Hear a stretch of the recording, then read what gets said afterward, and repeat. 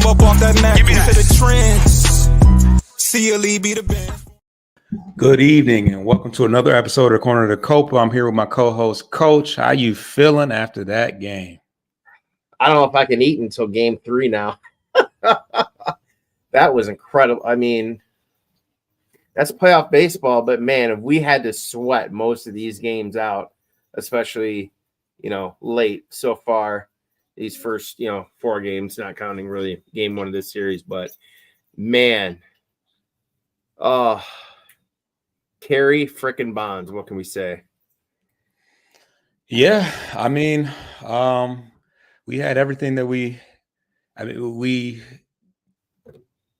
put our best foot forward, certainly on the pitching side of things, had our ace out there. He had a great ball game. He had them no hit through 5 innings or something like that. He had faced the minimum guys. Yeah. We only gave up 3 hits altogether, so that puts a lot of perspective in itself. But yeah, it was a pitcher's duel. We went up against our former teammate, and he had us off balance for a lot of the game. He had that he was snapping off those changeups and those curveballs, and we went shut out for the first, because the first 8 innings of this ball game, right? So. And in all of the first game. So, the bats took a little while to heat up, but like you said, Kerry Bonds came up in a big spot. He didn't even start the game because obviously he sits against most lefties. So did Cole Keith. But when it mattered the most, he came in there and made it count. And he hit a ball probably 440 plus feet, about 20 rows into right field. But not before Jake Rogers hit Jake Rogers got a hard single against a 100-mile-per-hour fastball, and then they gave Riley Green the base, right? Or was that somebody else that got on ahead of him?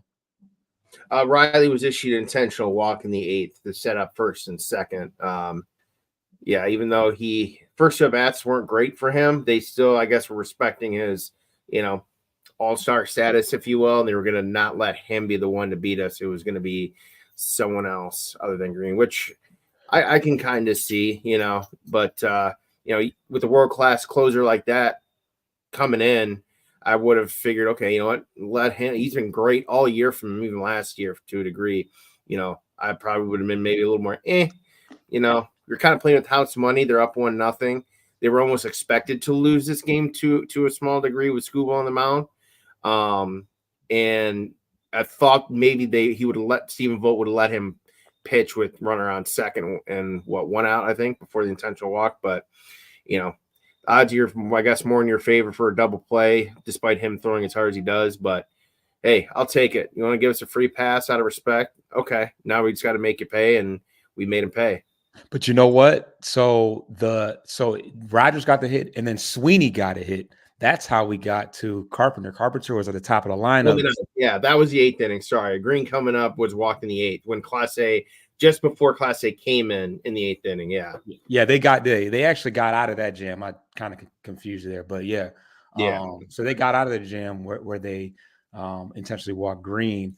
But yeah, Sweeney came up in a big spot. Obviously, he had to face the lefty early in the ball game, and had him. They had him up there looking kind of rough. But big hit against a super hard hitting. A super hard throwing closer, and then Carpenter did the rest. In my heart, I really felt like he was I don't know. I mean, you look at Kerry Carpenter's numbers, he was hitting 364 with in either pinch hit situations or with 2 outs and runners in scoring position. He's hit in high percentages in all those different scenarios. So all things led towards the fact that he was going to get the job done. He had a couple good cuts on fastballs earlier in the at-bat and earlier in the game, and he did not miss that one. I mean, he got all of that pitch. So 423 feet of it. 23, yeah. I mean, he gave that bad boy a ride, and then Yeah, Paul, big game. Brisky did the rest. The ump gave us a little help. I mean, his ball, those pitches were all over the place, and he was like, right. He was inconsistent from the get-go. I mean, there were some that he wasn't giving early. But then as the game went on, it felt like his zone got bigger and bigger for almost, I don't want to say no apparent reason, because for the, together, Boyd and Scooble were pretty much going kind of toe for toe. Boyd gave up one or two more hits and a few more walks. So we had more runners on generally, maybe not in scoring position early, but we had guys on first and then first and second and then first, you know what I mean? So he was pitching with some traffic to a degree, most innings, but like you said, their bullpen too was really good until they got to Class A, which is kind of, perplexing to a degree because he's been so great for so long. But, every good thing comes to an end, and came on the end of Kerry Carpenter's bat. I mean, because let's be real, how many times offline when we're talking during the game and we're waiting for Kerry, it's like, put in Kerry. He's your best slugging. He finished 5th in slugging. Like, this is why we got to have him in the lineup. And look, we can talk splits and that data analysis all we want. This dude has been nothing but delivering for us. I mean, 276 regular season average with 2 months missed roughly, hitting for power. Like you said the other week when we did our last regular weekly show, if we had adjusted his numbers for a healthy year, he'd be right around a 30 home run guy, 25, 30 home runs. So he is such a dynamic bat in that lineup. But I will say, look, despite that and us, wanting to be out there more than less, but Malloy and Perez had games. Yeah. They were putting the ball in play. They were reading the pitchers well. It looked good, and I kind of, think like, okay, AJ kind of took a page out of Philly's book with Malloy starting at leadoff today. Like, okay, maybe I get lucky like a Kyle Schwarber and just hit a dinger in the first AB of the game to get you started. That kind of was what my thought process was. Like, oh, maybe he'll run into one. Yeah, I know left field is really tall out there in Cleveland. You really got to carry it like 25, 30 feet up to clear that fence. But, he was ripping the ball, put it in play. Vierling had some tough at-bats, or had some good at-bats, 2 for 2 singles and intentional. I think he had a walk, just an actual walk, regular walk. So he was on base a lot. And you could tell specifically when we were chatting during the game, he was looking fastball the entire night. He didn't care about any of the off-speed crap. He was going to wait until he got a fastball. And that last single he had was a fastball that he ripped. So, Malloy, Vierling, Perez were huge. Bottom of the lineup had 3 hits and 2 runs. Obviously, Kerry being the driver of those 2 runs that were on in the 9th. But, and like you said, the arms were great. I don't really have anything else to add. I mean, Scooble went 7. Could he have gone another? I think maybe, but he was at his healthy range around 93 pitches. So they haven't really thrown him over 100, I think more than 2 or 3 times all year. And, now we have some interesting questions that we can play around with. And unfortunately, we have to wait another 48 hours for the next game. Right, yeah, we're gonna get to that. We're gonna get to that. The only other thing I got right now, like accountability, but I don't know how many more times I can watch Torkelson up to bat with runners in scoring position and him not doing anything. It's bad. Okay, he's got a couple walks so far in the postseason, and that one sacrifice fly mid-game this game. But he's got, if you take those out, which don't count as at bats or just plate appearances, he's 0 for 8 with 5 strikeouts. Absolutely. We're gonna get to the first break, and then we got a couple topics to talk about here.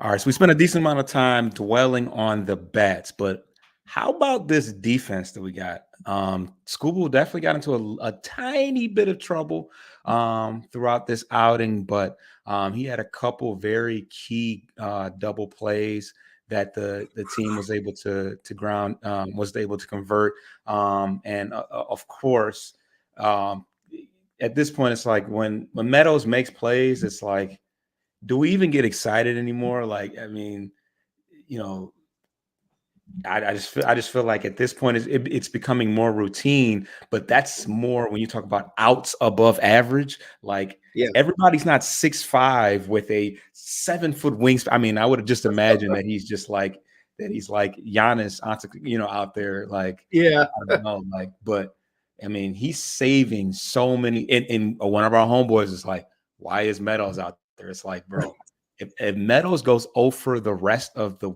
playoffs, he's done enough defensively to where it doesn't even matter.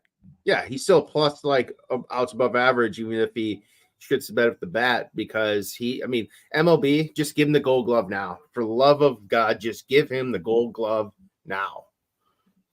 Absolutely. And better defensive center fielder in the league right now than Parker Meadows. And that's what's true when he went down. When he went down in the minors, that was true. He was rated number 1 in range and outs above average for starting center fielder. But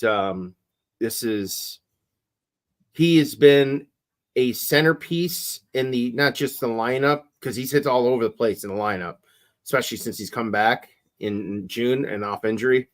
But he stabilizes that outfield, because look at everywhere else that has a platooning possibility. He is one of like maybe 2 or 3 positions that are not in the mix regularly for a platooning. So he gets to see more outs, more opportunities. He's got really good feel for the game and just being in the right place at the right time. But yeah, you talk about the double plays, man. Those are some of the biggest double plays ever. And the one I wasn't sure if they were going to get, the second one, that slow chopper to short.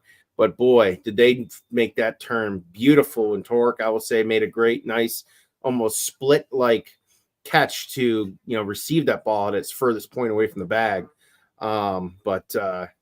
Man,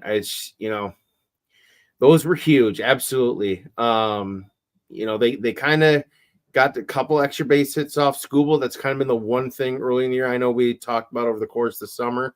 That was early on. That's where he kind of got into a little trouble. He'd be great cruising through 4+ innings, and next thing you know, double, single, home run, or double, and then a single scores 2 runs, and now all of a sudden, what was a very steady ship is now kind of taking on some water. So I think getting the pitches he needed to get those double plays were massive. And of course, I'm sure a lot of us had the McKinstry play early in game 1 in the back of our head, but they did everything they needed to do. And we got some comments in this post if you want to read those out. Yeah, okay. We got a couple of them. We got Ryan, our boy Ryan, in the building too. Sweeney is playing outstanding, and Flaherty let up 4 runs in a blowout loss. We fleeced the Dodgers, he says, the question mark. I mean, well, what's the series? We all know that the Dodgers are good for choking up a series, but I watched that game last night, but it's 1-1. Dodgers won 10-2. Oh, okay. Yeah, the Flaherty game was the first game. No, just last night. He pitched last night and gave up like 6 runs. He gave up 6 home runs. The team collectively gave up 6 home runs, but he got tagged a bit. You're saying the Dodgers lost 10-2. They got blown out at home by the Padres. Yes. I thought you said Dodgers won 6-2. Well, they're 1-1 heading to San Diego, but Dodgers got absolutely smacked up last night. He said Troy said everyone said Lorenzo was the centerpiece of the Flaherty trade, but Sweeney might be our shortstop of the future. For the time being, for sure. I think I partly agree with the first half. I think Sweeney is earning an opportunity to start next year. Actually, as the everyday starting shortstop. But the shortstop of the future is McConaughey. Isn't McConaughey a shortstop? Yeah, I was going to say, I mean, he would really have to. He's not going to have a massive leash. That's why he's playing so much right now. You have to see what he's got. He's not 20 years old. So he's a. I mean, how old is he? I'm collectively in professional baseball, but yeah, he's not a young kid. He's not a Max Clark or anyone else that was taken last year. He's been around professional baseball for a minute. He's 24. Now. He's 24, and he won't be 25 till April. So he's a young guy. Yeah, I mean, I think right now both teams, in terms of that trade, have gotten out what they needed. and I think it's worked out for both teams so far. Jack really pitched well down the stretch. He wasn't maybe as sharp, but adjustments are inevitable when you get traded. So, but I still think that it worked out better for everyone. And who knows? Maybe Sweeney takes off next year. I don't know. But right now, he's kind of calling that position down defensively. He's had some more clutch hits. He's not, hitting for average, really great average, but he's getting timely hits. And frankly, that's what they've needed to go with a good glove. Let's see what else Ryan's talking about. He said, talk about Quan Trapp. Granderson, Dusty, Dusty, and Pedro all said no catch. Whatever. I mean, I agree with them. I agree with them. Or for the sake of being biased, I agree with them. Padres 110-2, Ryan says. I mean, I'll say the same thing we discussed in our group chat. If this team hits better with runners in scoring position, that's not going to be the difference whether we win or lose a game. I think what did I have here? I gotta find it here. But up until the 7th inning, I think I had those numbers. We were absolutely abysmal in the playoffs entirety. Yeah, through 8 innings of this game before the 9th inning comeback, we were 4 for 32 in runners in scoring position and had left on base at that point in time 32 runners on base. So we left on almost as many on base as we're in scoring position for at bats. I mean, that has to be better going forward. They need to start delivering more. They did in the 9th inning, right? But that we don't hit for tremendous power collectively as we've seen this year. It's in pockets here and there with different guys. So just being able to look up and see Manny, like last night, Machado hit one, Tatis hit 2. You guys Jackson Merrill hit 1, crushed 1. I mean, I think we might have some potential in Carey. We thought Torkelson was going to be that kind of guy, but we kind of don't have that, Jose Ramirez type masher. That's just going to be like, if you make one mistake, just one, some of these guys might need a few mistakes to, really drive one out. But, I'm splitting hairs kind of by saying that, but, clutch is what this team has been over the last 2 months, and clutch is what they continue to be. And I think that leaves that game 1 sour taste. I think we can go ahead and completely throw that out the memory bank and move forward here as we come back to Detroit. Yeah, now we're in the driver's seat. We're up. We're not up. We're not up. It feels like we're up, but yeah, we in a sense because we have the next 2 games at home, and we stole a game in Cleveland. We have a position. We are in a position to, because we only have to win 3, right? Yeah, which is crazy because you would have thought okay, well, Cleveland would have obviously loved to prefer to be up 2-0 and have all the pressure on Detroit in that aspect. But I would think to a degree that the longer the game went on, 6th inning, 7th inning, and I'm thinking we're running out of time to score some runs with him in the game, because pregame, that's kind of what my approach was. Okay, we got to get to Boyd or someone early before we get to the back end of that bullpen. Otherwise, we saw what happened last game. We didn't really do much the last 3 or 4 innings either from a hitting perspective. We had some walks and whatnot, maybe a single or 2, but I mean, they kind of owned us in the back end first game. But man, that was and for it to be Class A that we touched up, I think that's going to mess with their psyche just a little bit more heading into game 3 now, knowing that, your Superman closer, where is kryptonite? Yeah, I mean, that's the last guy I expected to get 3 runs off of, but sometimes that hard throwing works against you. And dang, what was I about to say? Yeah, sometimes that hard throwing works against you. Oh, and like you said, it worked in the favor of, it seemed like the later it got on was the, less likely that Scuba was going to stay in the game, but also the stronger their pitching was going to get, especially having the superstar closer that they have. So, just funny how things work sometimes. Wow, we got a lot of folks in the building. Everybody's turned up about this victory. We got 16 people watching live. If you have not already, Please subscribe to Bleachers to Speakers. We cover the Tigers, Lions, and Pistons. And we're also on all audio aggregators at Corner to Copa as far as the Tigers are concerned. But I appreciate everybody for tuning in. But yeah, they were talking about somebody had tweeted, and it was going crazy viral too. And they basically said that, if Scooble loses to tomorrow, it was in the past. If Scooble loses tomorrow and the Guardians win, we can all agree that Clase is the Cy Young winner, right? And everybody was kind of like, the Tigers fans were like, no, regardless, we're not rocking with that. But Scooble, so did Scooble get the win? No, he didn't get the win. That's got the win? He was a no decision because there were no runs scored until the 9th. So right. Not that matters because he did everything that he needed to do.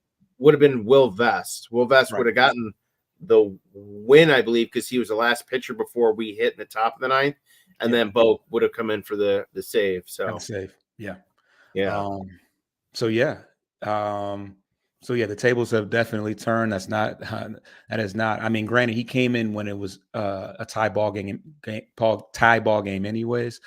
So the Guardians were going to have to score for him to get credit for a win. But I think giving up a 3-run home run in the 9th inning of a playoff game, not that has a major influence, but I think Scooble, if there was any question at all, I think he shut the door on that with the performance he had today. And, thank God he didn't, no comebackers at his wrist today. Yeah, right. Totally forgot about that. Because that has turned into just a theme of the week. But yeah, he was of recent history. But yeah, he was on it. He was his typical self. He was leaving it all out there. He was still throwing hard late in the ball game. And that's our ace, back the Brinks truck up because he's earned every bit of whatever he asked for. Troy says, agreed, coach. I want us to get that player next year. Who I think he's going back to the Sweeney conversation about, what his potential, leash life will say is right now. But no pun intended with the dogs barking. Yeah. We'll see. We'll see. I think anything we get right now and above what he's been doing so far is going to be fine. Again, we said it's been timely hitting for him and good defense. We're not asking really to do too much. He's just out there every day just because really out of necessity. And I'd say that, sure, maybe a little underwhelming offensively. He struggled a bit too after his first week or so up, but he started to come around. At least you can tell he's picking up on things. He's making adjustments. And frankly, that's the only side of his game that he's really had to probably put more focus on is because, he's been pretty darn good with the glove. I'm not going to sit here and say he's making any Derek Jeter type throws on the run the opposite way, but, he has not been a reason why this team has suffered defensively since they've gotten him. And frankly, that's a plus considering, midsummer, we were a pretty below average fielding team as a whole. Yeah, we definitely had some woes early in the year, especially when some of our hitters were kind of going through a little skid. I know Cole Keith was a little rough early in the year. Torque was struggling, so he was having some issues. But we've come a long way since Coach called for all the position coaches' jobs and all of that. Overall, the coaching staff has done a great job. We can't sing enough praise about Chris Fetter, but I think this was another prime example of AJ making the right call. Yes, we would have liked to have Kerry Carpenter out there early in the game, but Malloy was his replacement. Malloy did quite well outside of getting thrown out at second base. He was putting the batter. He was getting on base. He was advancing. He's not a speedy guy, but he was advancing on the situations that called for it. And I think one of the main reasons, not even so much about him hitting home runs, I think it's the fact that he's so disciplined at the plate and will take the occasional walk, which is the same thing that Vierling will do. So it set up the recipe for guys like Riley Green and Ibanez today, but who went 0 for 2. But I mean, it's set up for the idea that we, could create some runs, just off of having guys that are disciplined and can get on base. Obviously, we move Meadows down in the lineup due to the fact that he was going up against a lefty. But I want to say the near home run was against one of the lefties, right? It could have been. I'd have to double check on that, but it's just tough because I almost feel like Andy thrives more being that pinch hit guy off the bench than he does traditionally starting against a left-hander or a right-hander. Sorry, because it's like, well, they're so used to the other side of him. Well, not the other side of him. They're so used to the way around. Then he gets up there. Suddenly it's, the pressure's on. They're like, oh, great. This guy's in now. I got to get dialed in and locked in. Whereas, when you start a game like that and you're the pitcher, you don't know where he's, he just comes off the bench. You're like, oh, snap. Here comes the Sammy Sosa of left-handed hitting. You know what I mean? Like, yeah. And whereas he starts as a pitcher, you can take your first two at bats and kind of feel him out and see what you think he's kind of game plan you for. And then you can work around that pinch hit role. You don't have that luxury.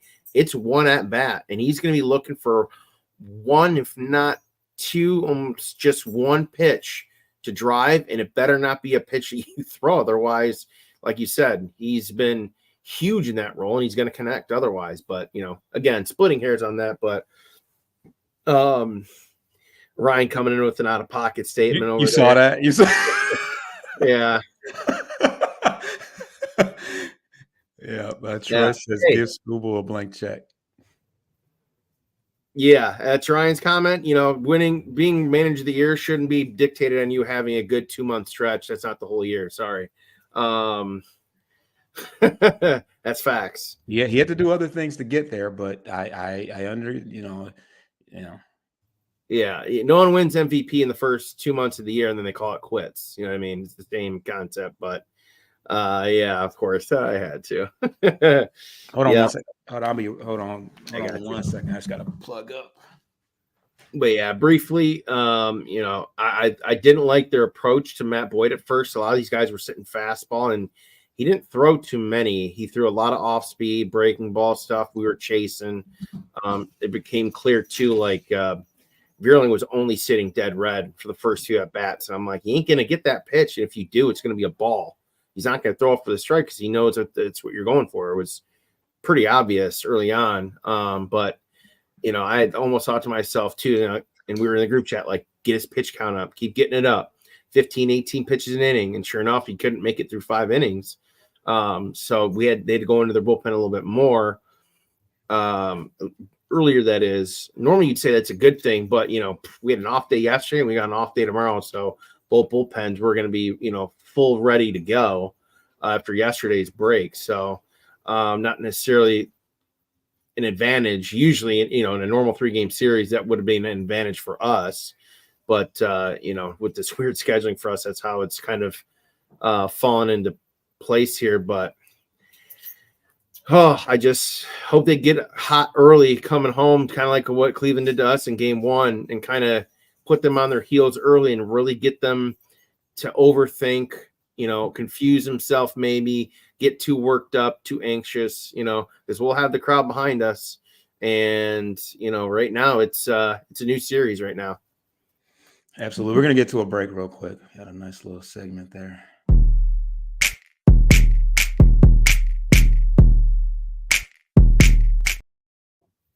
All right. So like you said, this is a brand new series. We're going back to Detroit for 2 games. Hopefully we can drown them out. Like you said, get some runs early on in the ball game and really get the crowd involved. But any predictions as far as who do you think will start or who will open the game when we get back into town? It's Olsen went longer than I thought he was going to go in game 1. I wouldn't expect to see him. Honestly, I wouldn't expect to see Tyler open again. Me either.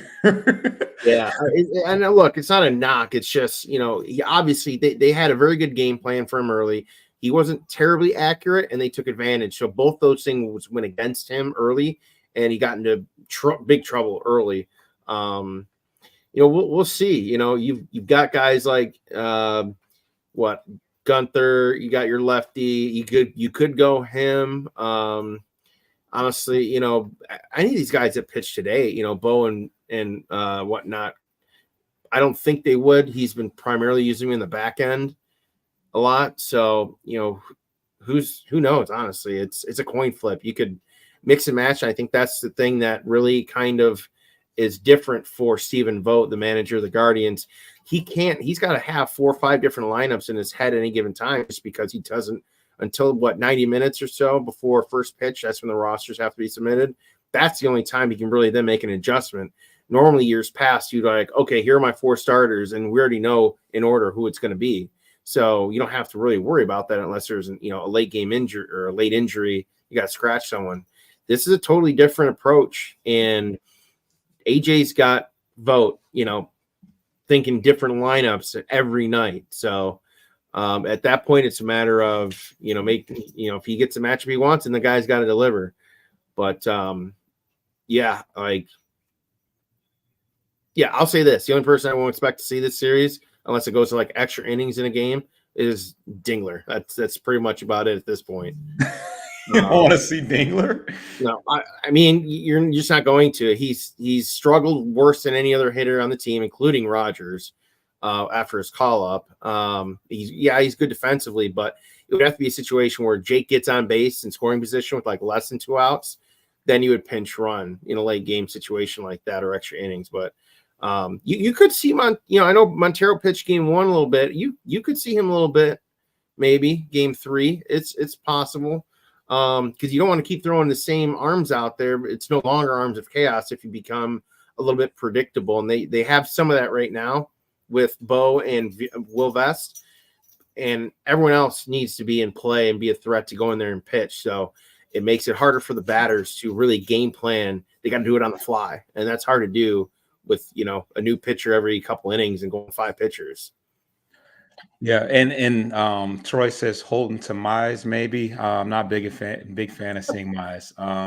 Yeah, it seems like AJ prefers to make J Ram bat righty. Who's J Ram? Jose Ramirez. Oh, okay. Yeah, it's his, I guess, team nickname. But my thought was possibly Brad Herter. I wouldn't be terribly upset at Holton, even though he did struggle a lot. Brisky, I love Brisky, but I like Brisky in high leverage. For whatever reason, he tends to struggle when it's early in the ball game and I feel like he needs that adrenaline rush. I feel like he needs to something online. I mean, technically, that's when you see him. That's when we saw him throwing 100 miles an hour. It's like, okay, we knew you threw hard, but you're throwing 100 miles an hour. Like, what's going? Like you brought that from somewhere else to get it up to 100. So I mean, Herder has been lights out. He said he likes him on the right hand side. Yeah. So you want to throw a lefty out there, right? Yeah, it just depends, Sorry, we got one doggo that wants to make an appearance, I guess. Yeah, they trying to get their that FaceTime on camera too. But yeah, Woofty, I think it's going to be, we handcuffed them a bit. Stephen Kwan was dangerous today. That 9-hitter had a crazy hit down the line. But it's the same suspects that you still have to be wary of. And, you throw out the game 1 bad start, you kind of had everyone on their heels playing defensively, mindset wise. And, well, I can't make any mistakes now, and more mistakes were made and they capitalized. So,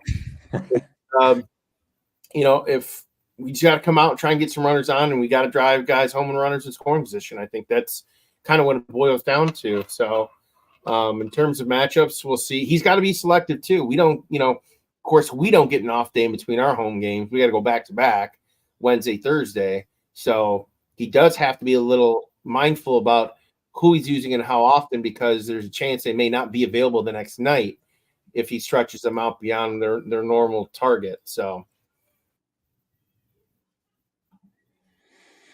Yeah. So yeah, I don't know. What was I've been drawing a blank, man. Yeah. Oh, lastly, too, that home plate, Ramon DeJesus on strike zone tonight. Boy, he was tight early, didn't give much off the plate at all. And I swear, the last 3 or 4 innings, he was all over. I mean, even that last pitch of the game was a horrible call for a strike. But he was consistent with both teams. Both teams both did and didn't get it called in the same inning. So, I mean, from that aspect, that's all you really want, is it to be consistent for both teams at the same spots. But we'll see what happens when the scorecard comes out for the strike zone. But I have a feeling it's going to be a little bit below the average what we've seen so far this year in the playoffs. But yeah, like you said, now it's a best of 2, and we get 2 out of the next 3 at home. Yeah, it's exciting. Yeah, I just feel like that last game we had to just get out of. We just had to. It couldn't end fast enough, especially after that bad start. It was like we just need to move on from that and keep it pushing. We were determined to get that win back, and we had our trusted big horse out there, and he didn't let us down. And we didn't jump all over Boyd, which I feel like ex-player, the teams, our ex-players always kind of come back with a vengeance against us. So I wasn't surprised, no matter who it is. I wasn't surprised that he had a good performance, but sometimes it's the pitcher that you didn't expect to jump all over that you get the best cuts at. And it can't be fun going up against Clase, because that dude throws really hard. But you kind of know what to look for, though. I mean, I think he has a little bit of a slider. I know he threw a slider to Carpenter that he missed by a sizable amount, but that second one that like Ryan said, right here, he said that slider didn't move at all, and basically a 94-mile-an-hour fastball looks a whole lot better than a 100-mile-an-hour fastball, 99-mile-an-hour fastball. So he threw, I think, 3 straight sliders up too. So he had that timing down. I'm kind of surprised he kept staying with the slider, considering, it is technically the slower the 3 pitches he has with that 2-seam and cutter, which we all know is between 98 and 100, 101 miles an hour. So yeah, throwing a 95-mile-an-hour slider up like that after he saw 2 that were up. One, he took a clean swing on. The other one he took as a ball, I believe. But then he's got that lined up. So he just went to the well one too many times, and Carey was locked in on the timing and did not miss that pitch. So look, I said it in the group chat. Like, this team, like game 1, you give them 5 runs with their bullpen, like, dude, you're really it's amplified more because of their strength. Is really a counter to our overall power as a team. So, coming back from 5 runs is not an easy feat for this team unless they get something early. And of course, the later and later the game went on, it was like, well, this lead is 5-0, but it feels like it's like 7-0, 8-0, just because we couldn't get anything going. And like you saw here tonight, 3-run home run. We got to keep it within a few runs. That's kind of our depth of scope in order to make sure that, it's within our ability, what we do as a makeup as a team. We go station, we go first to third on base hits to the outfield. We run well on the base for the most part. And I think that's what we need to continue to take advantage of if we're not going to be hitting as many home runs as most other teams. So, because that's only our 2nd home run in 4 games in the postseason so far. Yep, just him and Parker Meadows. But we're gonna take one more break, and then we are gonna wrap things up. Yeah. What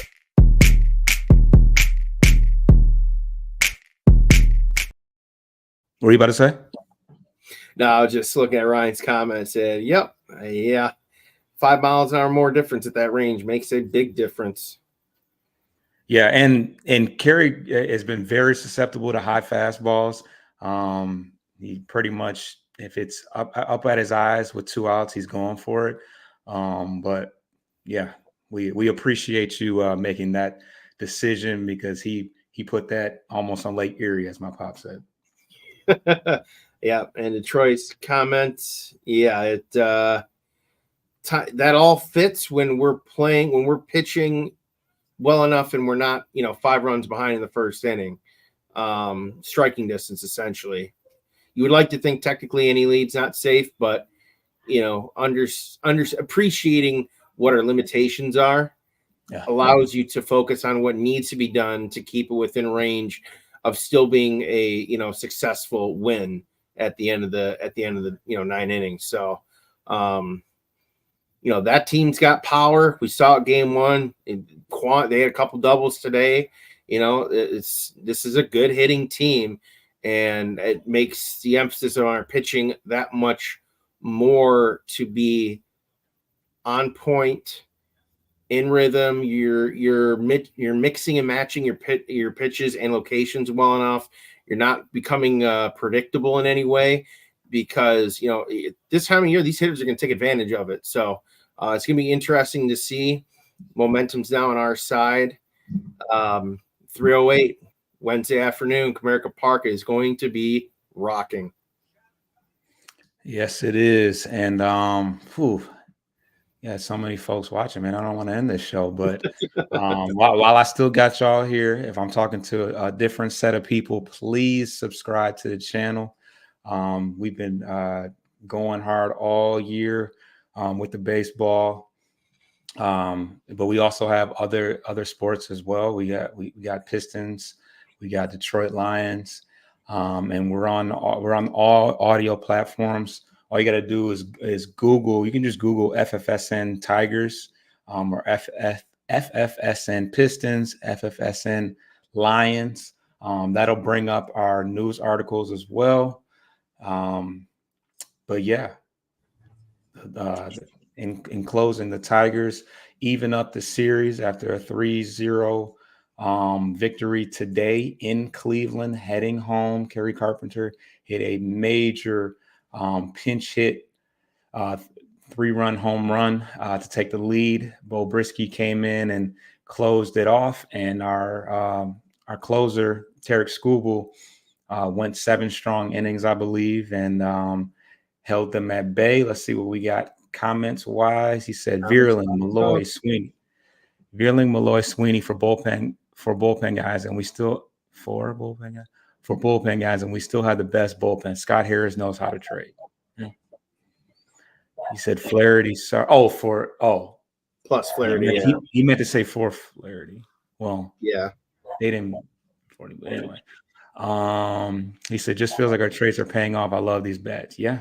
Because Vierling. I see what you're saying. Vierling, Malloy, Sweeney. Yes, they all came via trade. School 7 innings pitched, 8 Ks, 4 hits, 0 ERA. Class A 1 inning pitch, 1 K, 4 hits, and a 13.50 ERA. Not very good. Oh, Dylan Young in the building. Salute to Dylan Young.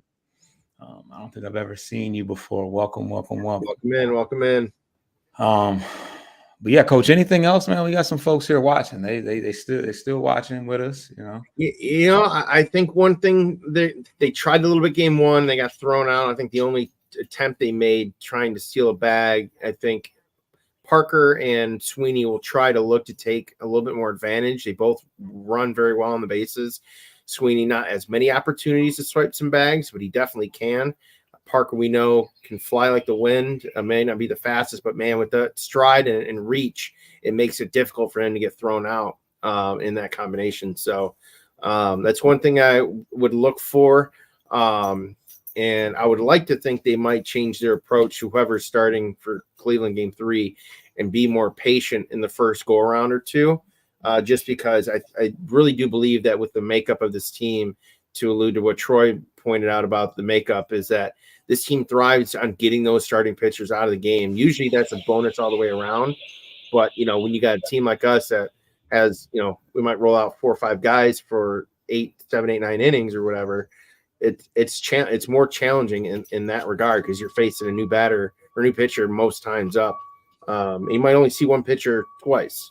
So, and I think if we get to their back end of their bullpen with no off day for game 4, it makes those decisions that Vogt has to make more amplified. Whereas, we know we're doing. We just, all our guys are ready to go. Technically, there should be 2 tomorrow, but when you got back-to-back days and you got to go 4 or 5 off your starter and you got to play again the next day, it's going to tax some guys. So we'll see. Yeah, and look for Riley Green to have a coming out game. He's been quiet as of late, but he's a fan favorite guy, and sometimes you just need the pickup from the crowd to get going. Troy said, Kerry said the F is a class A. Definitely, definitely, whatever. Definitely wasn't up there shook. Ryan says Cleveland starter hasn't pitched since the 2nd of September. He's talking about Alex Cobb, but he's also got plenty of playoff experience, having pitched for the Giants for the first almost half of his career. So he's a veteran. Yeah, he's been hurt, but but we'll see. Like he said, I thought when we found out that they left Ben Lively off the roster, he had been pitching very well for them, especially the back half of the year. It seems odd. Cobb being out, but we'll see. Cobb's no stranger though. It's not like we're throwing Scooble out there in his first or second playoff appearance. So we'll see. Hopefully he is rusty. We take advantage of some early wildness, if you will, get some walks on base, and just keep moving station to station, corner to corner. What else we got here? Dylan Young says, I went to Saturday's game knowing they may lose. It was tough to stomach, but we came through here and had the momentum coming in, and I'm going to Thursday hoping to see a clinch. Absolutely. Yeah. Salute to you, because those games, I went all the way to Houston, and I was, I don't know if I was scared going into the game, but you don't want to be way on the other side of the world and your team's just getting smoked. That's for sure. Yeah, no, I agree with that. They were more happy nerves because we were only a few days removed from clinching, so everything was still fresh. We didn't have to sit guys, rest guys, because we clinched with 10 days out left to go in the regular season, then potentially wait for it with a bye. Sometimes that has a backwards effect. Cleveland and New York haven't played in a week, and some of these pitchers haven't pitched in 10 days. So that can all, we know that too well. Last time we had to go out and play Baltimore in the ALDS, we never made it back to Detroit. We lost 3 in a row with arguably one of the best pitching rotations in years, which everyone won a World Series and multiple Cy Young winners in that rotation. But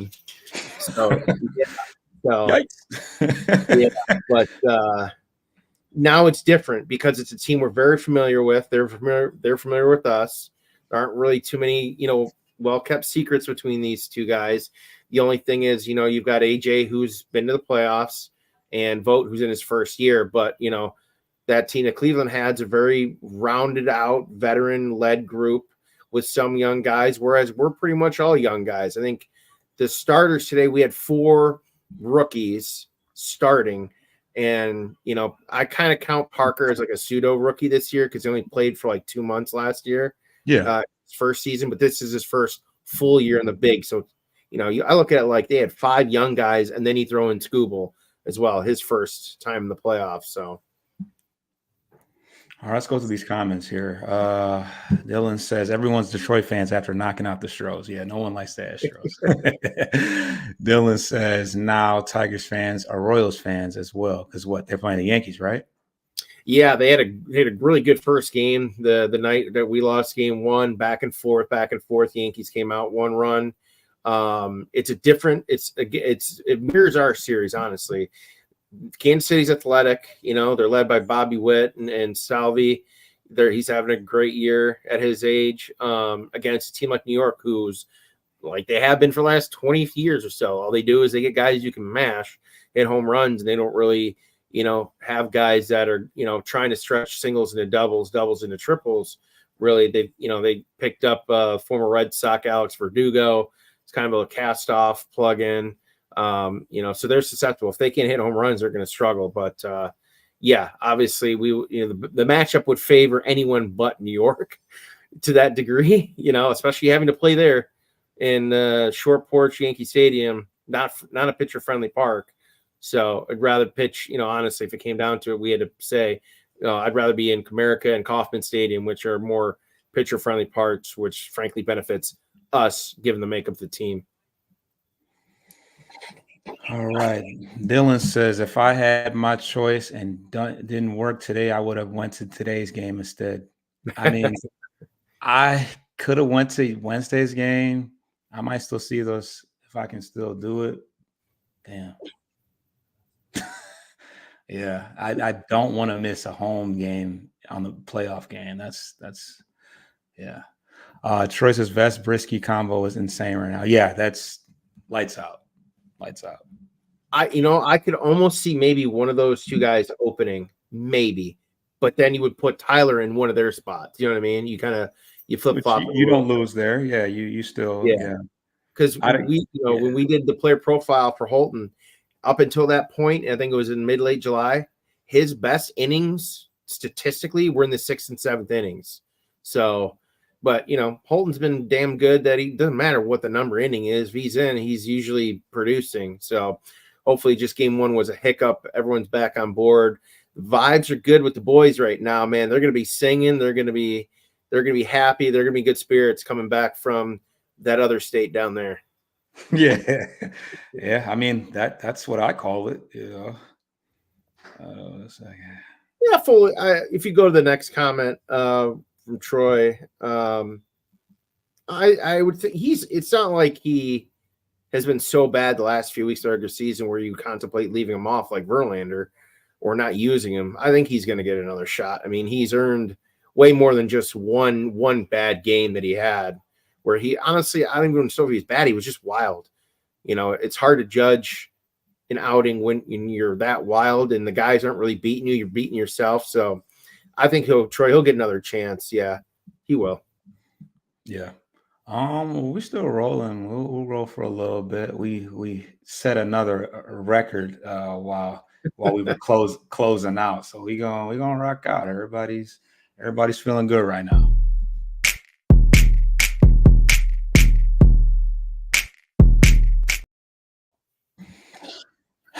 Yeah, man. What else is there to talk about? I'll say this: it's one thing they really haven't had in their game, really, mostly due to the personnel that they've had and who might be more suitable to execute this. It kind of more so comes off their bench now. But we kind of I floated the idea out there in like the 7th inning when Parker was up, maybe in the other game. You had maybe a situation where a push bunt or a squeeze bunt with the runner on third. You had Perez at third with Parker up. I'm thinking, man, if this team had some guys that can lay it down, because really they barely ever bunted the whole year, like almost non-existent. And I think Parker has tried. I know when Seal has moved people over with a bunt. Sacrifice. I mean, more trying to bunt for a base hit. Like Quan almost did. Was it Quan? Someone early in the game against us tried to do it against School. Actually, 2 different batters tried to bunt at first pitch in their at bat in the first 2 or 3 innings. But I just thought that was something like, man, we're so used to this team having at least 1 or 2 guys that can potentially bunt for a hit. Past center fielders and Granderson and Austin Jackson could lay one down, even though they had some power, especially Granderson. But we know Parker's got line-to-line power. So do you really want to trade that off? But my thought process was, look, you're hitting so bad with runners in scoring position. How many times we've gotten a runner on second with less than 2 outs or even no outs, and we cannot get them home? You almost have to consider, not necessarily sacrifice, but rolling the dice and getting a ball in play in the infield and letting speed take you, the rest of the way to the scoreboard. But that was more of a general thought than they need to do this. But, obviously it's something they don't have regularly tested in the regular season in terms of bunting for hits. Stay tuned because, Max Clark is on the way. I have not seen him really bunt, though. Have you seen Max Clark bunt? With him hitting, I don't know why he would need to bunt. If he got called up and got asked to sacrifice bunt. Well, no, I'm not talking about sacrifice, just another opportunity to utilize that blazing speed. He's just such a good contact hitter. I think that's, people were a little concerned that, when he got promoted from A to double that, he all of a sudden didn't have any power. I'm like, well, he's a contact hitter. He's relying on the barrel to do its job. He swings at pitches that are in the zone. So if it's away and he slaps it, down the line for a double, that's fine. And his speed will carry him. He'll be able to stretch out a couple extra bases here and there on certain hits, just because he's that fast. And he runs. He absolutely hustles out of the box too. So you'd love to see that. He's just a gamer, and I think he'll end up, his power will come around. He's only going to get bigger and stronger. So he's already a strong kid. He's especially his lower body, but yeah, he's only going to grow. I mean, he left high school with like kind of a major league, body per se. But I do want to say I appreciate your time for tapping in, and I saw that you subscribed, man. Please tune in, man. We got more work though. Let's see what Dylan's talking about. Dylan says, given the situation now, we only have to win one at home. And if we drop one going back, we got Scooble on the bump, but I prefer to have a Scooble to start the ALCS. That's something that you talked about off air, but yeah. So I'll put in my 2 cents real quick, and then you can elaborate on anything or counter if you want. We talked about that. If they win game 3 in Detroit, now you're up 2-1. They play again the next night. It's only going to be like 2 days rest for Scooble.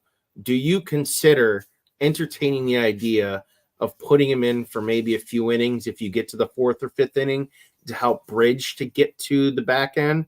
Because they'll have a day off, and they'll have a day off after game 4. So the bullpen will be fine. It's just that you may not have Scooble for game 5, or if you do, he pitches 2 innings in game 4. He might only be pitching 2 innings in game 5. But again, we're talking about stretching him out here after they've kind of babied him down the stretch, pitching only every 6th day instead of every 5 days. So we'll see. I mean, ideally, that's the situation. We win game 3. The pressure's on them. We have Scooble in the back pocket if for some reason we need to in game 4. But I will say, and we've noted it offline over the last 2-3 weeks heading in the regular season, Scooble has not gotten much run support in the last 4 or 5 starts that he's had, including the regular season. Whereas I think the Tampa and Colorado series and Baltimore, he had like 29 runs in 2 games of support. I don't think he's had 29 runs combined since then of run support. So that's my only thing is, yeah, you got your ace in the hole for game 5. You need to, but honestly, I would love to win this thing in 4 and have them go home for the winter. Absolutely. Yeah. And it's such an unfamiliar situation. It's been so long since we've had the opportunity to kind of play around with these type of things in a playoff situation, but I'm not mad at him going a couple innings where we pretty much know he's going to go in there and shut the door.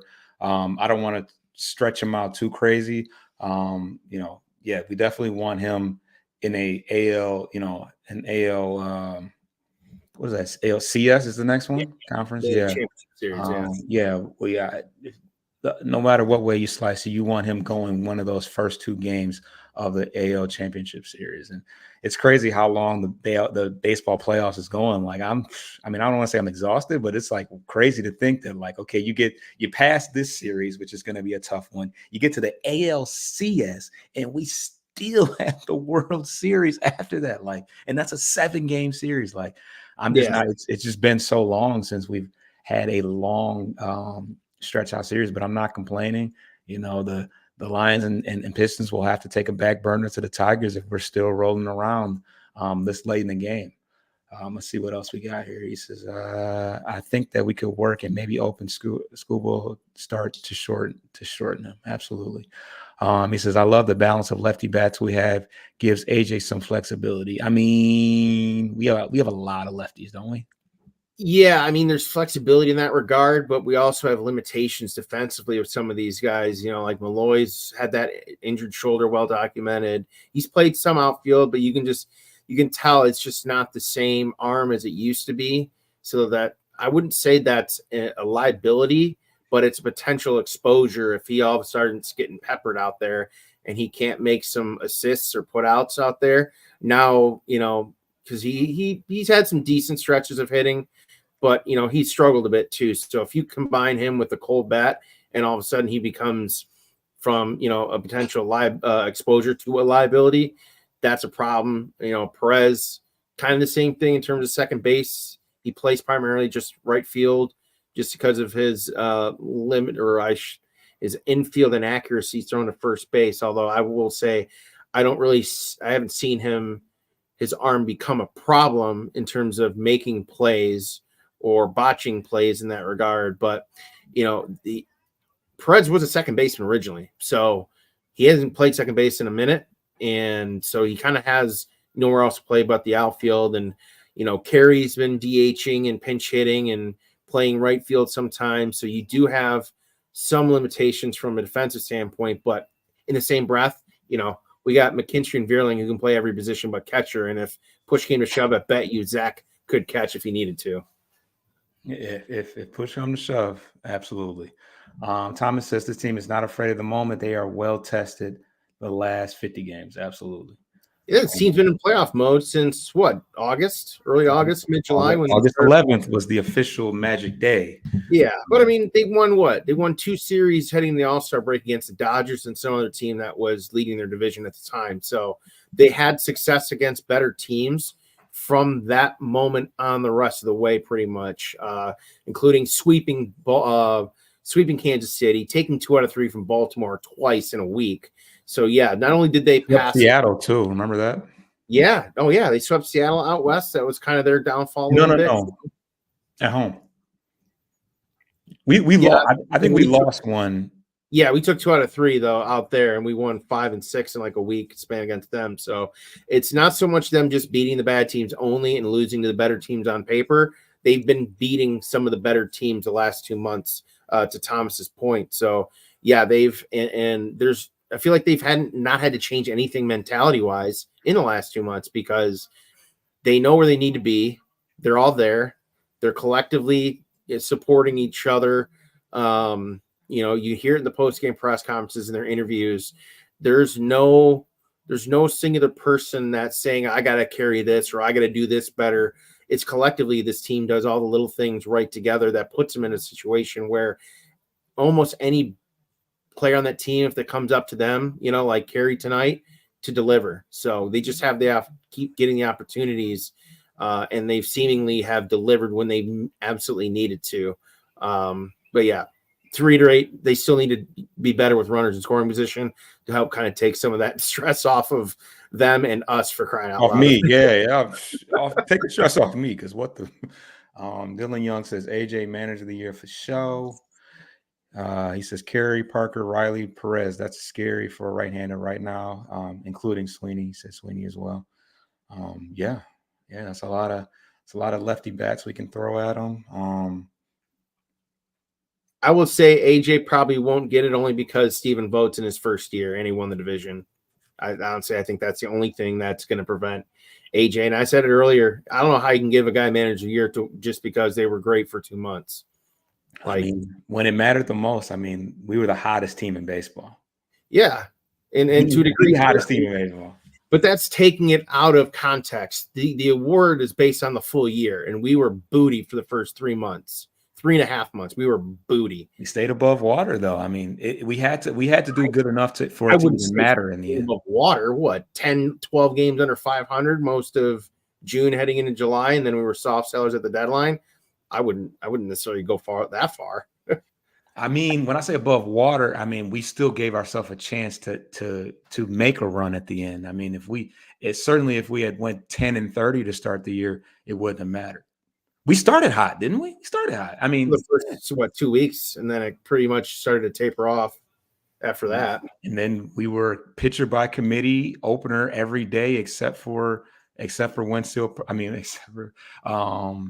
except for Tarek Skubal, and then we had Yeah. Kiter Montero. Like we were very depleted at the pitching position. Alex Lang, I mean, granted, Alex Lang, who knows what he would have brought, but that's another nasty arm that's coming back next year. Yeah. No, and then and to Thomas's point as well, adjusted salary right now in terms of 26-man playoff roster, it is the lowest payroll in baseball. And I think they said when we started back in the wild card, there were 18 other players that had a higher yearly salary for the year, higher than our collective payroll. That's obviously not counted. Yeah.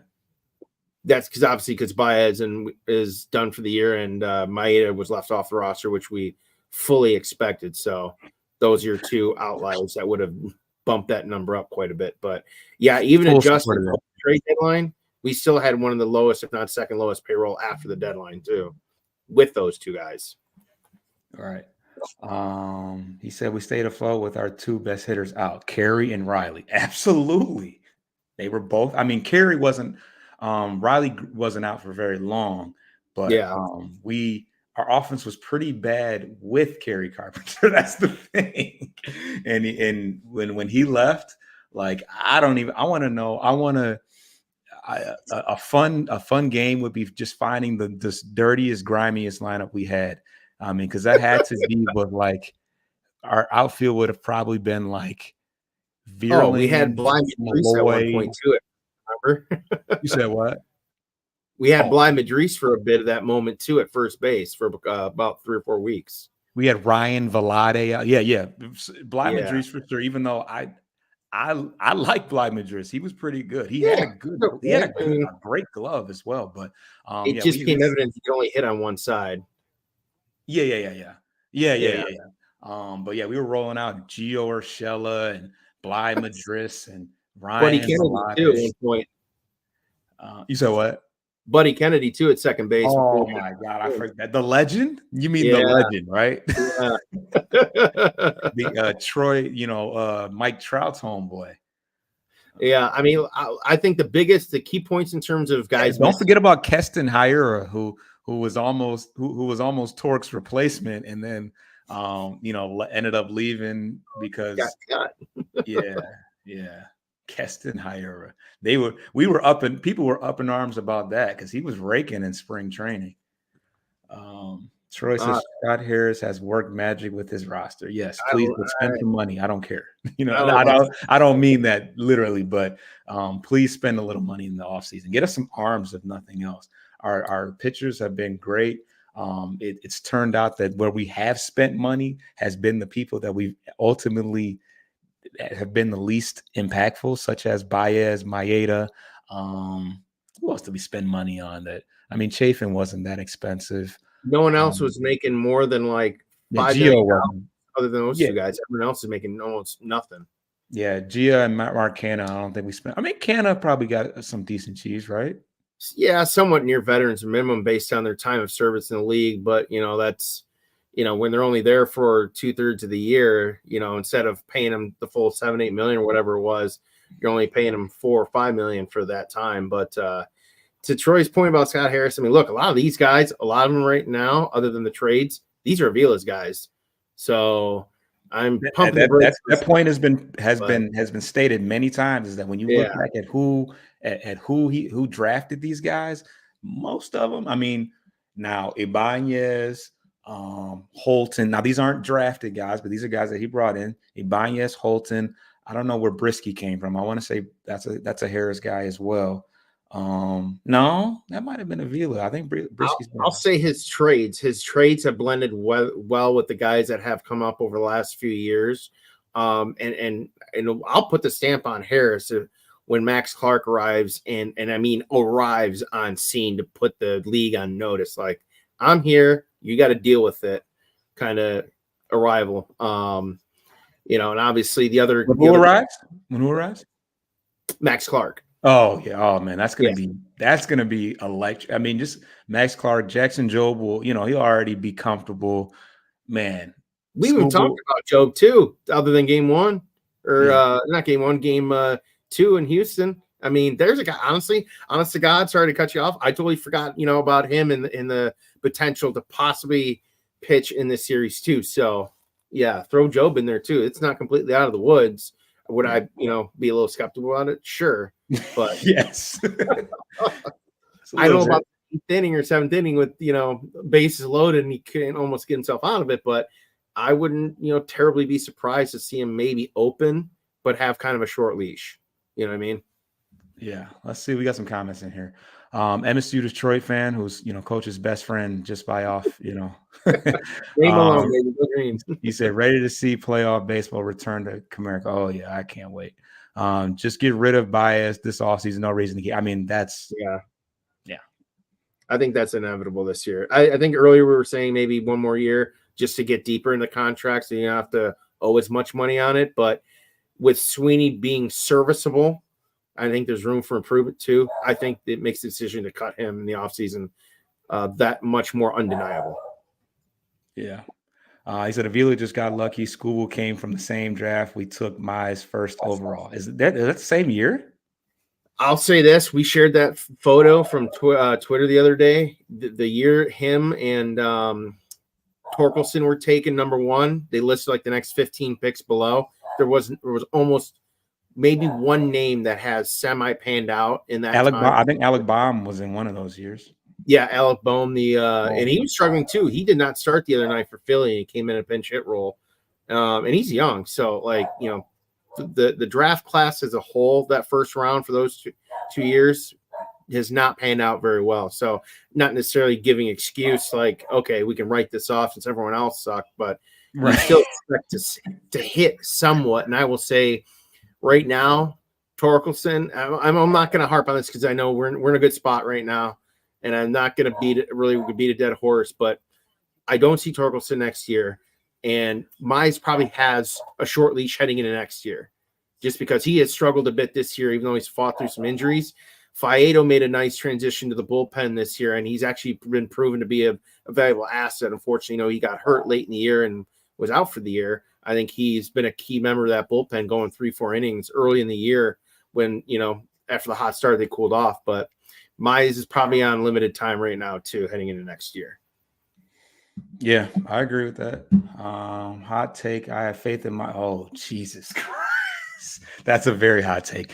I have faith in Maeda. I say bring him on for ALCS. He was raking with the starter combo. I have faith in him. He has shown spots of. He did. He had 2 or 3 outings where he did pitch well, but all the other times, like bullpen coming in, he would get rocked. Even the last game of the year, he pitched on Sunday against the White Sox, knowing that he probably wasn't going to be added, and he was still terrible against the worst team in baseball. Like, yeah, I don't know.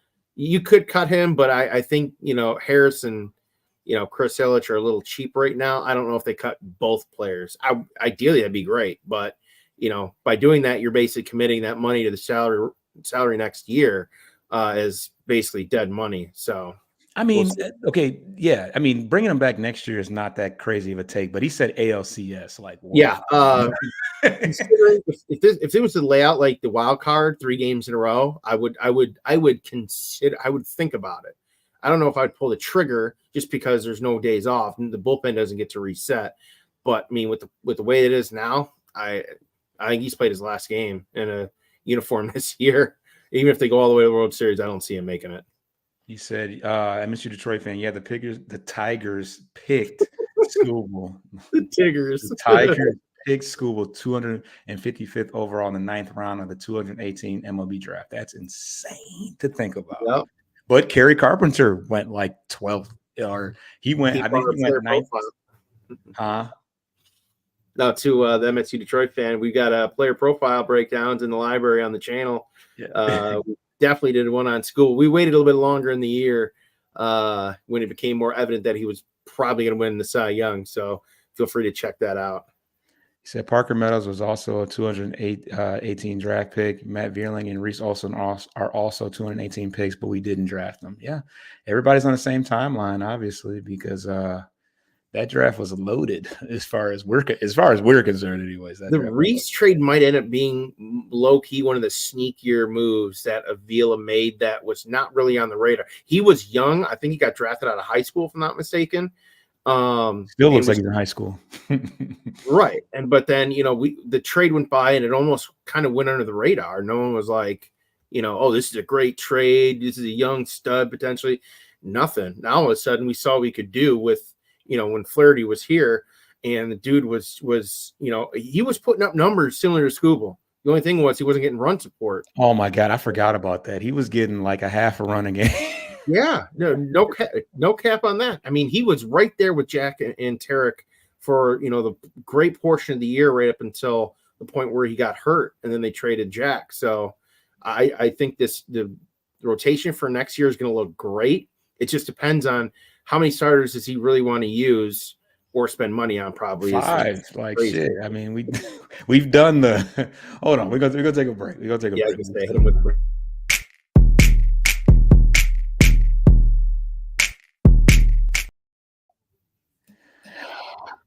All right.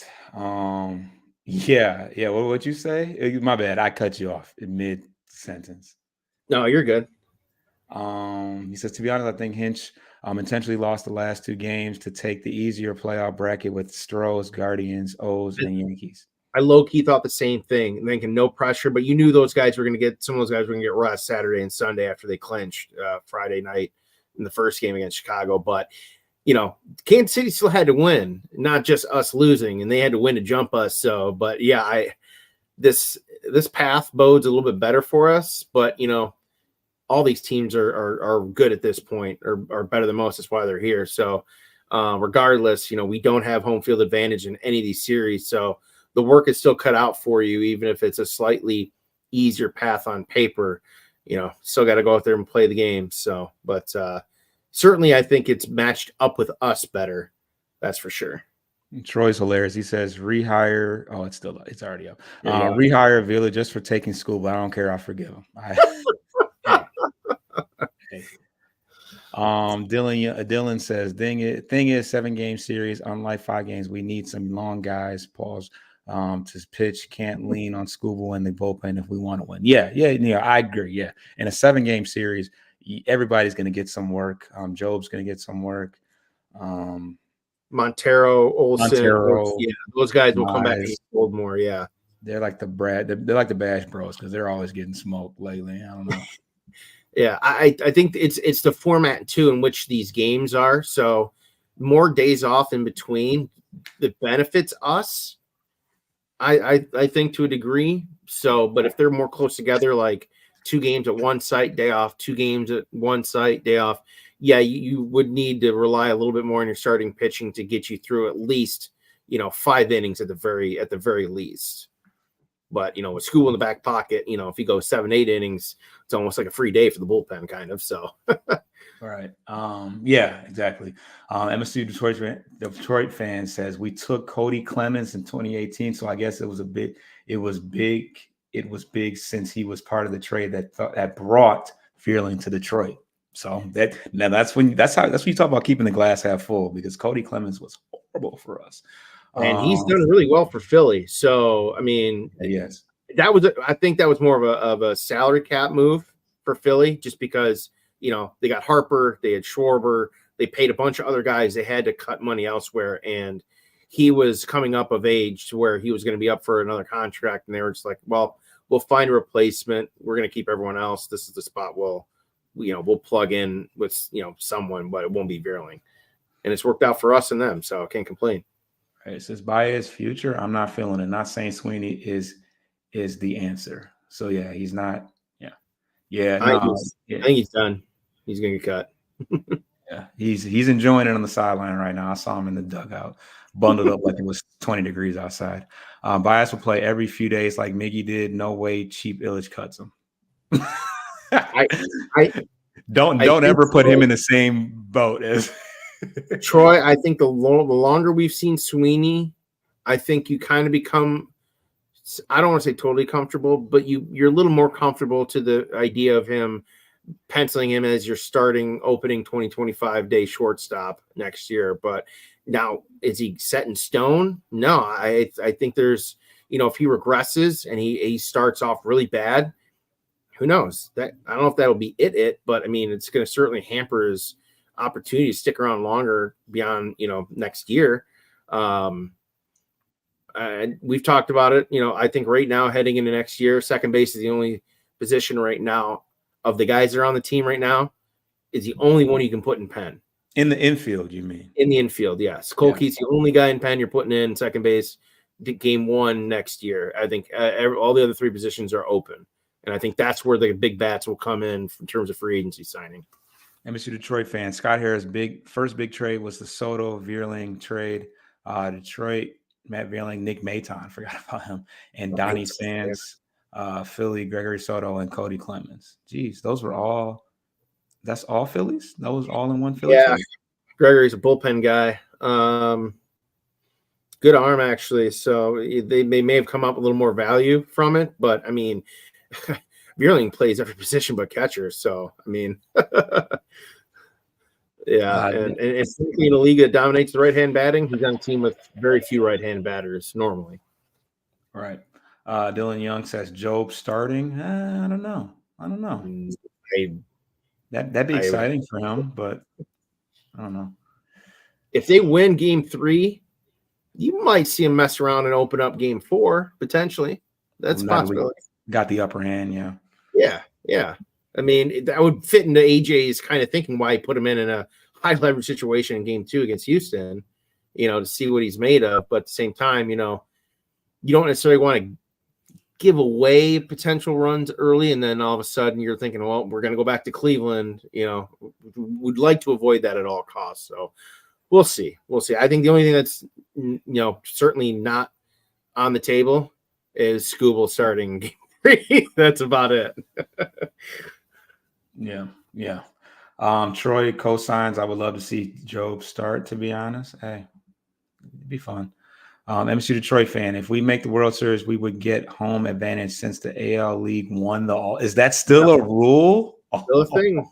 That's why it's played as fiercely as it is. These guys are still playing to win because that matters right now. So yeah.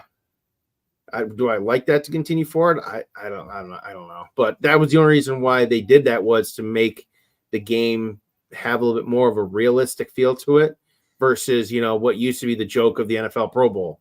No one was hitting because they didn't want to get hurt, kind of thing. So they did it right with that rule. I like that.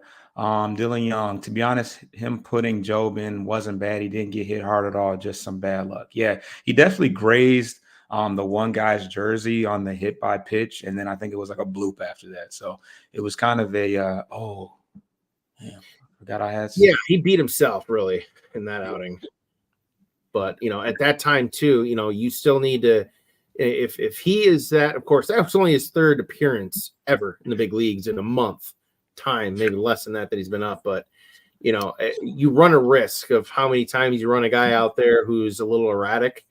If he's still showing signs of, inconsistency in terms of locating your pitches, at this stage of the playoffs, it only takes 1 or 2 mistakes. Next thing you know, maybe you're down 1, maybe you're down 3 runs in a heartbeat. So, like we said earlier at the top of the show, we want to try and get on these guys early in game 3 and put them on their heels and put them in a position where they got to use some of their better arms early in that game, knowing we're playing the next day, and hopefully jacking up some of these pitch counts to get these guys unavailable for the next day. But as we know in the playoffs for baseball, numbers like that kind of fairly go out the window. If they got energy to give, something to give in the tank, and they're the a tier A guy out of the pen or pinch hit or whatever situation is, those are guys who are going to see the action. So, yeah.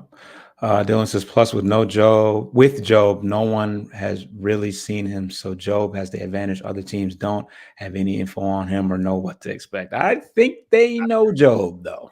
Yeah. I mean, not as much good film on him, but he's like the top prospect he's the top pitching prospect in all the major leagues, right? Yeah. And the players haven't seen him. They haven't been able to get in the box and say, I've seen him pitch. So I get that. Yeah, but he's been well documented since he started his minor league debut throughout the summer. Obviously, he got hurt earlier in the year, so it took a little while for them to get some data on him. But with how heavy analytics are these days, you can plug in. If you're able to get an average of, horizontal and vertical movement and break on his pitches and his speed averages, you can plug that into a pitching machine and take as close to real reps as possible with the movement that's been recorded. So sure, you may not have seen him in the box, but the analytics and technology has evolved so much to where you can set up his movement and pitches onto a pitching machine and take BP as if you were hitting against him. So, which is crazy. Like, what the heck? Yeah. Troy says, I want a lefty to start, maybe open for Joe. Yeah. It's possible. I mean, I would like to see them use some of the guys they haven't used yet that they normally do in this combination. I think AJ may have gotten a little predictable riding the hot hand with Holton. Not to say that was a bad decision, because Holton has been the right decision every time for almost 18 months. Right. It's a game of keeping them off balance. They're not going to see the same pitches more than 2 at-bats in a game from one pitcher. You get different angles, different pitch types, different movements and velocities. It's all about keeping their timing off. And if they're chasing or they're swinging early, then we got them really on their heels. So that's kind of the game within the game. But yeah, I honestly don't know who they're going to open and follow up, but we'll see about 90 minutes before game time on Wednesday. Dylan says, biggest issue we have is we can't expect the starters and bullpen to always shut it down. We need to get this offense going a little bit more. I agree. Position. That's because we got runners on. We had 9 hits, but Salvi just hit one out. Sorry, we got the Yankees and Royals tied it. You're good. This is a baseball show. Yes, sir. But yeah. We had a bunch of hits. We just didn't. Royals home run. He says. We had 9 hits. We just weren't getting them in opportune situations. So that's what we got to get going. Like you guys said, Riley needs to get it going. Yeah, Riley. Keep an eye out on Riley, man. He seems to play well at home. So that intentional walk, that's huge. When you're scuffling and you're given that type of respect, like we won't let you get hot in this at bat. You've been off. We ain't gonna let you have that chance. We're gonna take that out of your hand. So you kind of take that as, if I'm Riley, I'm kind of thinking, okay, thanks. I know I've been the gap right there. Cool. I'm on base. I'm gonna run these bases well, like I know I do, and try and score a run here for the club. But honestly, Troy, like this team's pitching has been so good since the trade deadline, and the removal of some other guys who hadn't been doing too hot. Shelby Miller. Oh my God. Chafin, who ended up trading. So it's rounded out well. And I think you saw these teams saw these many different arms in the last, 65, 70 days down the stretch collectively when the other injuries happened and they were able to bring some of these other guys up, and we still have Ricky Vanasco down there who, if there's an injury, he's proven he can come in and pitch well. He got, I think, knocked around only once, but he was also a late separate trade with the Dodgers, not part of the Flaherty deal. So, we still have someone else down there too, and something happens, we're not totally screwed. We have depth on depth on both the arm side and positionally speaking. MSU Detroit fan says, so was that truly a catch in the 8th or not? Hard to argue against the call. I mean, he really put his glove in a place to where you can't justify calling it a hit, but all the professionals, all the guys, Pedro, I think Ryan said Pedro and whoever else he said that was a hit. So we go ahead. Live, it looked like he trapped it. Honest to God, live, it looked like it was a trap because it was that close. From a distance, yeah. That replay showing high from behind the first base dugout, looking directly out at him in left field, looked like he just got the part of his glove with the thumb. It hit just above the ground in the glove, but the only problem is when his hand rolled over, you can't see through as the ball's rolling up into the glove, so you can't tell if it actually comes out and then hits the ground, and then he recollects it, if you will, to sell it as an out. So again, for our group text, if we're better in runners and scoring position, that's not a game deciding call for us. It's a big call either way, but it's not dependent on us needing it just to get the first run of the game. So strike zone wasn't that great. Maybe that outfield call could have gone our way, but end of the day, you still got to deliver, on your own. That's what the game's about. Instead of letting the official umpires trying to, will your way to a win, you got to do it yourself. Let's see. Yeah, we're gonna try to wrap it up. I really appreciate the participation today. It really makes the show flow well. Dylan says definitely a catch and a very good play. Yeah, I mean Quan. I mean you got to give respect to he's a Gold Glover, right? I think that's what he said. We talked about it. Parker and him are probably the only two outfielders on either team that could have made that range and catch. Honestly. Yep. Schoolboy was great as always today, but Vest and Brisky were also great. Hey, what did I say at the very beginning of the year? I'm like, Brisky's my dog, man. Brisky, Ibanez, Perez. Everybody else we love, of course. We focused on different pieces heading in the year, and I think it's all come together nicely. I was hoping, okay, well, we got Mize and Faedo. We knew they were on borrowed time. They needed to show something that they could contribute in a positive way. So, really keep running down. Ryan said they all said no catch and laughed and said it bounced into his webbing. They laughed. They're just like, wow, what a joke of a call, basically. That's hilarious. Of course, if Pedro is on the mound for Cleveland, he wants that call for him. Right. Yeah, of course. Yeah, exactly. Because they bailed Clase out because Clase still ended up getting popped. That's whatever. I saw them warming Holton up for a bit, so there was another possibility of Holton starting the first inning on Wednesday. Yeah, they definitely started warming up Holton for a hot second. Troy, I'm predicting Riley and Henry Malloy to be the heroes next game. That'd be great. Malloy's starting to get it going a little bit. In the few games he's had, he had a single in the Houston game that he started, game 2. Yep. He had 2 hits tonight, including a rip to left field. And I think it was very intriguing that he was hitting leadoff to the same effect earlier at the top of the show. Just hope maybe he runs into one and he, hits a solo home run to start the game, get him going. So, but, he's shown flashes of power here and there. So that's been good. You want guys that have been able to contribute somewhat off the bench and, the back part of the year to be a threat for you off the bench in the postseason. And they've largely have done that to a respectable degree. Yep, and he's another guy that when Carp and Green were out, he was a guy that had to come in there and step up, and it wasn't pretty the whole way through. But he hasn't hit any home runs as of late. But I mean, he got a hold of a couple balls this year. Troy, both will get extra base hits. I agree.